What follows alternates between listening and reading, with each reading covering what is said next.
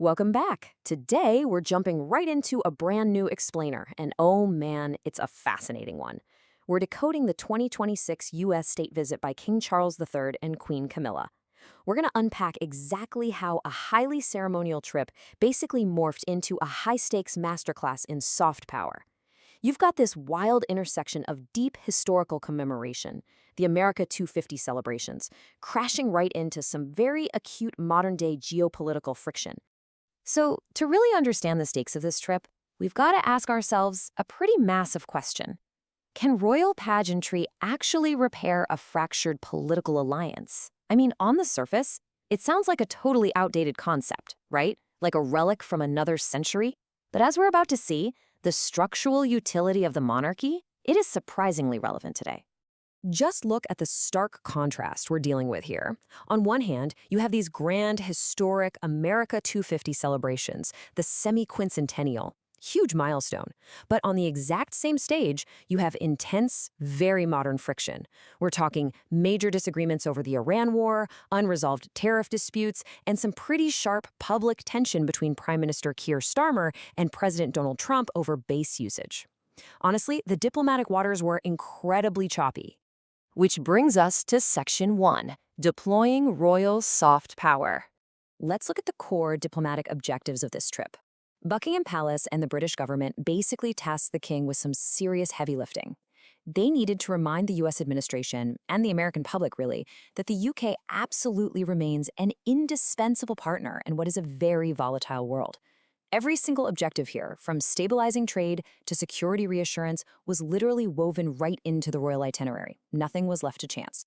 Check out this 4-day timeline. It's mapped out perfectly. It shifts from the high-alert, intense political corridors of Washington, D.C., straight to the incredibly solemn memorials of New York, and then finally settling into the rural heartland of Virginia. It's a masterfully structured narrative arc. They were aiming to hit entirely different layers of the American cultural and political landscape, and, well, they nailed it.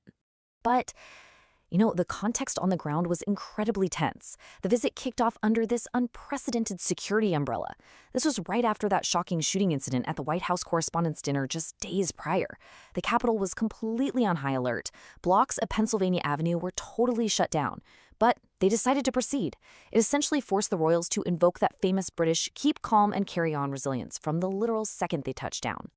And that brings us to the immediate subtext of day one, where every single detail was a carefully vetted diplomatic play. When the king and queen arrived at the South Portico, folks noticed the administration's domestic narrative was right there, visually present with a raised fist painting in the background. But the royals, they seamlessly pivoted right back to neutral, constructive ground. A tour of the White House beehive organically opened up non-political talks on conservation.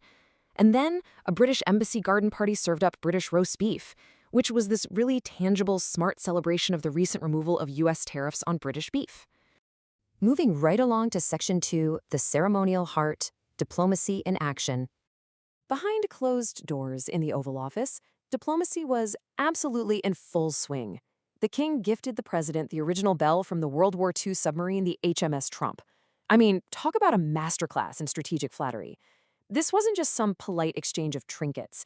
It beautifully and very deliberately anchored the modern AUKUS Trilateral Defense Pact right into this deep, shared history of maritime sacrifice. Meanwhile, the First Lady and Queen Camilla were focusing their efforts on a program called Fostering the Future Together. They actually used AI and VR to connect American students directly to these curated historic artifacts. It's a fantastic way to prove that this partnership isn't just about looking backward at 250 years of history, It's actively looking forward to tomorrow's technology and education. Then came what is arguably the single most significant moment of the whole trip. The king addressed a joint meeting of Congress, and he masterfully reframed the 1776 American Revolution. He didn't frame it as a rejection of Britain at all. Instead, he called it the perfection of our shared democratic character. He really leaned into this idea that a relationship born out of dispute is exactly what gives both nations the strength to disagree today while still keeping their fundamental alliance totally intact. He deftly used this strictly non-political speech to push for some massive structural priorities. Without taking any partisan sides whatsoever, he reminded lawmakers that commitments like defense for Ukraine, the strength of NATO, and global cooperation on the climate crisis, they simply have to transcend domestic election cycles. He was effectively putting it out there that actions matter way more than words when it comes to defending international norms. Later that evening, the White House state dinner aesthetic leaned heavily into shared European heritage and conservation, down to the very menu featuring French Meunier d'Over sole and a really unique beehive dessert. But here's the thing, the true victory of the night? It wasn't actually on the menu at all. Let's define a term the source material brings up: whiskey diplomacy. This is that incredible breakthrough moment where the ceremonial respect, the sheer soft power of the monarchy, successfully unlocked trade doors that traditional politicians literally couldn't budge. It's fascinating stuff. And you can see the results right here. This post-dinner announcement from the president completely validated the strategic power of the visit. Taking to Truth Social, he directly credited the king and queen for helping spur the removal of tariffs and trade restrictions on whiskey and bourbon. It is a textbook, perfect example of how royal pageantry directly translates into very measurable economic policy. All right, into Section 3, Beyond the Beltway, Resilience and Roots. At the New York 9/11 Memorial, just ahead of the 25th anniversary of the attacks, the narrative completely transcended any current policy friction. It was a deeply solemn visit. It gave the king a chance to emphasize the shared trauma and that unshakable civilian resilience that truly bonds the two nations together. He was reinforcing that shoulder-to-shoulder sentiment he had just talked about in Congress. We see this deep cultural integration continue right into Virginia on Day 4. The day expertly balanced solemn military remembrance at Arlington National Cemetery, really honoring over a century of fighting side by side, with the Queen's focus on the deeply integrated US-UK equestrian industry over at Smitten Farm. It just goes to show how incredibly multifaceted this alliance really is. From there, the king headed to the Shenandoah Mountains for a whole series of hands-on conservation efforts. This was a brilliant move. It highlighted a deep respect for indigenous diplomacy through meeting with the Monacan Indian Nation, and at the same time, it reinforced a shared commitment to natural heritage by formally twinning Shenandoah National Park with the Cairngorms in Scotland. Just a beautiful gesture, really. And the trip wrapped up with, of all things, a fantastic block party in Front Royal.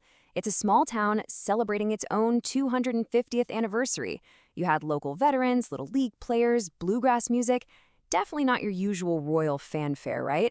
But it proved that this special relationship flourishes just as vibrantly on a grassroots community level as it does in those high-stakes halls of Congress.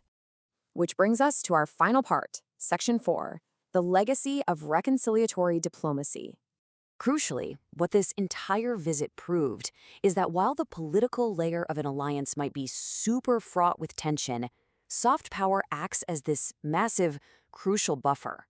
It keeps the institutional layers, think military and intelligence, and the cultural layers, like heritage and conservation, running incredibly strong. And it does that regardless of who happens to be sitting in the Oval Office or at number 10 Downing Street. The king had this really poignant reminder, saying our ancient shared rights remain a fire that lit the entire world. That quote basically perfectly summarizes why these two nations remain so hardwired together.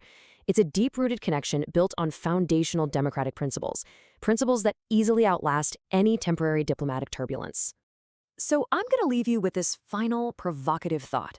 In an era of such volatile geopolitics, when traditional politics break down and standard diplomatic channels get completely gridlocked, is the pageantry and soft power of the monarchy actually the most vital anchor the Western world has left? Really makes you think, doesn't it? Thanks so much for diving into this explainer with me today. Keep asking those big questions, and I'll catch you in the next one. An investment in knowledge pays the best interest, so why not invest in this channel? Click like and subscribe for more.